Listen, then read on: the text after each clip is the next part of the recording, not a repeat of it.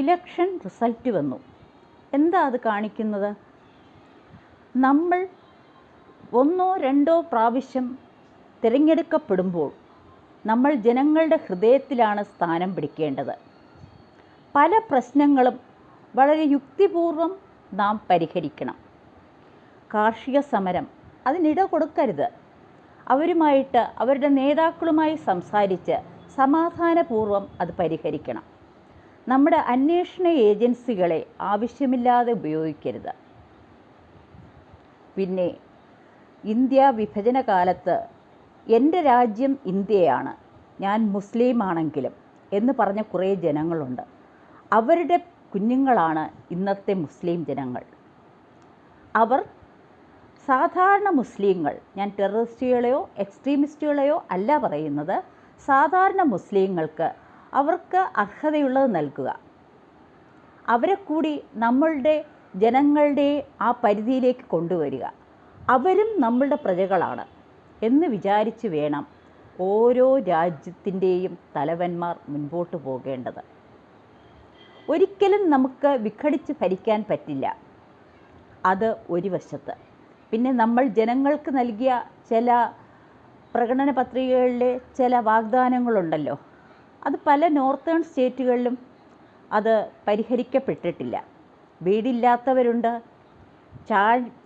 ഈ ചായ്ഞ്ഞ പ്ലാസ്റ്റിക് ചായ്വുകളിൽ താമസിക്കുന്നവരുണ്ട്, വെള്ളമില്ലാത്തവരുണ്ട്, വളരെയധികം ദുരിതം അനുഭവിക്കുന്നവരുണ്ട്.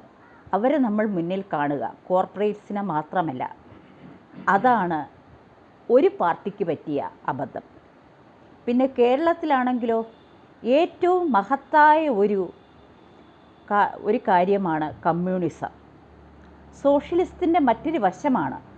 പക്ഷേ അതിനകത്ത് പ്യുവർ കമ്മ്യൂണിസം ഇന്ന് നടപ്പില്ല. ലോകത്തൊരു രാജ്യത്തും അത് നടപ്പില്ല.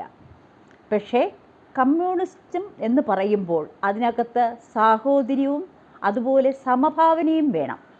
അവിടെ സ്വത്ത് കുമിഞ്ഞുകൂടാനായിട്ട് ഈ ഭരണാധികാരികൾ ഒരിക്കലും ശ്രമിക്കരുത്.